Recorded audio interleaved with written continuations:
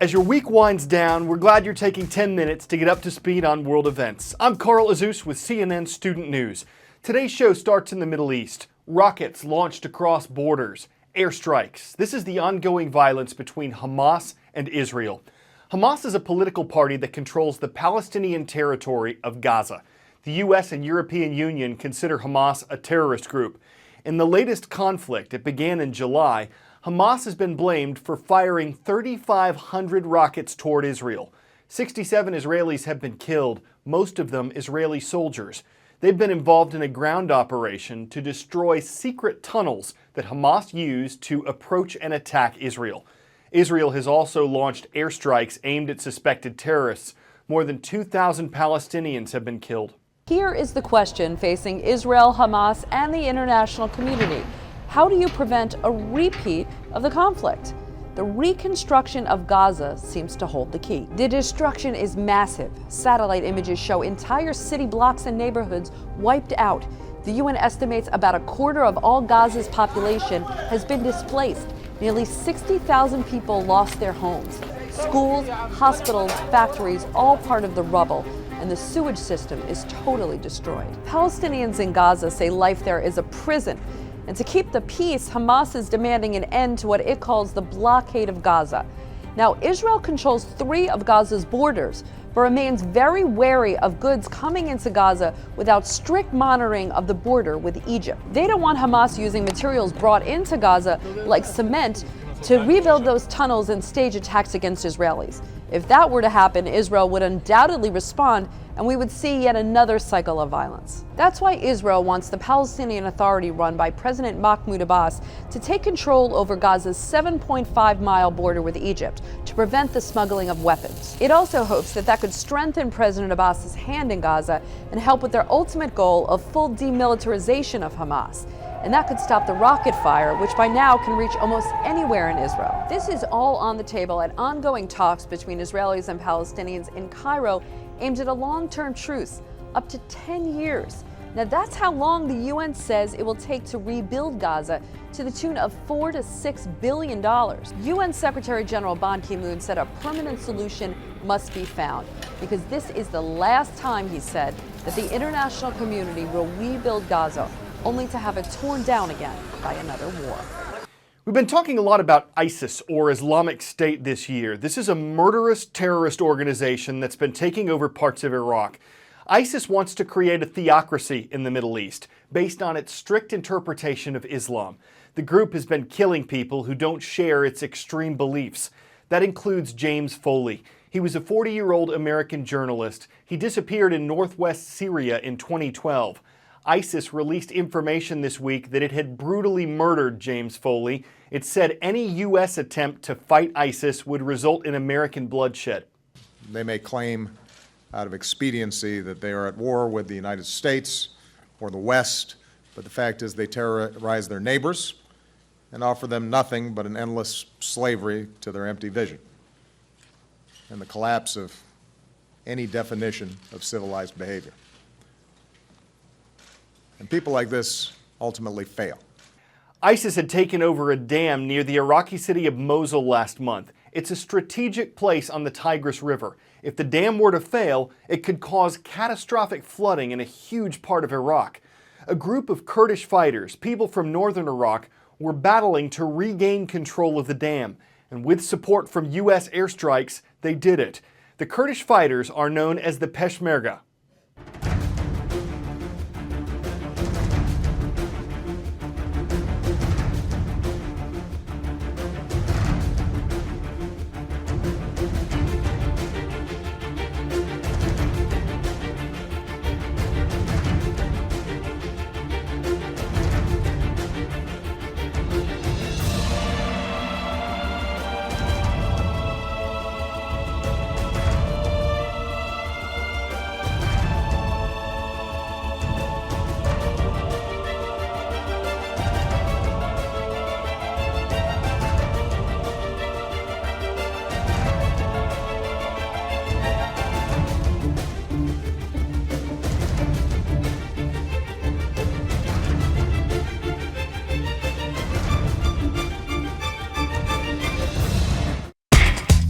time for the shout out. Every year, the US produces about 250 million tons of what? If you think you know it, shout it out. Is it soybeans, garbage, paper, or cheese? You've got 3 seconds. Go.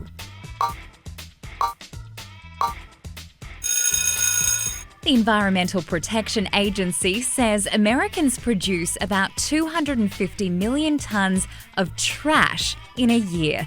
That's your answer, and that's your shout out. The EPA says a little over a third of that garbage is recycled. A lot of what's left is compacted and shipped off to landfills. Of course, it takes workers to get that done. And there's a new type of trash can being tested that aims to help make the process more efficient. Comes at a cost, though, in both the price of the cans and the jobs of those who manage them.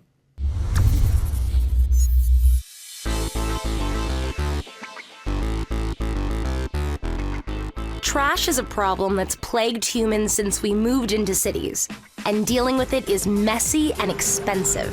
America spends approximately $55 billion a year managing waste. But in Philadelphia, a trash can is revolutionizing waste management, cutting down on air pollution, and potentially saving the city millions in the process. The concept was to marry solar technology, some wireless technology, and some trash compaction.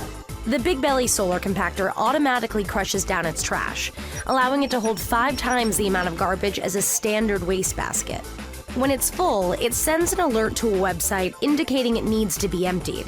That little alert makes a big difference. Before Big Belly, we had wire baskets throughout Center City. They were serviced 17 times per week. The installation of the Big Belly units have allowed us to now only service the Big Bellies 4 times a week, which is approximately $1 million savings for the city of Philadelphia. Most of that savings has come from cutting the size of collection crews. In Philadelphia's case, they took a crew of 33 trash collection staff and reoriented it into approximately 9 guys now collecting trash, and the rest of the guys have been working on the recycling effort. A single compactor can operate for an entire year on the energy it takes to drive a garbage truck 1 mile. The city shelled out a total of $4.7 million for the smart trash cans. When you're talking about spending $3,500 to $3,900 on a receptacle, it doesn't sound that great at first, but when you see the savings and reductions of crew costs, the units will pay for themselves within 5 years. Major cities across the world, from New York to London, are also using these smart trash cans, but the Philly experiment is the largest. Trash will always be a part of our lives. But with smart technology, it doesn't have to be a total waste.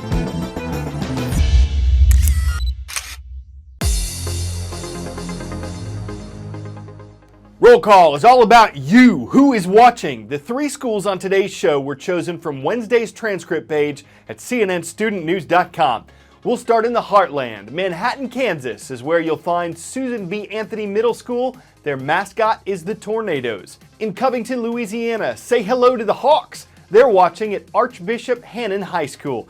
And in Romney, West Virginia, we've got the Trojans online. Hello to everyone at Hampshire High School. You're probably watching this sitting down. I'm anchoring it sitting down, but chairs take up space. So a company based in Switzerland came up with this, the chairless chair. People would wear it strapped to their waists and legs. The company says you can walk in it, run in it, climb stairs in it, but when you need to have a seat, you'd already have one strapped to your seat. Probably more useful on the job, like in an assembly line, than it would be at school. But if you're somewhere chairless and you're looking to get a leg up on tired people, this invention might sit the bill. Assuming your self-consciousness isn't deep-seated, that's something you'd have to take up with the chairman. I'm Carl Azus. We hope you'll have a seat again tomorrow for 10 more minutes of commercial-free CNN student news.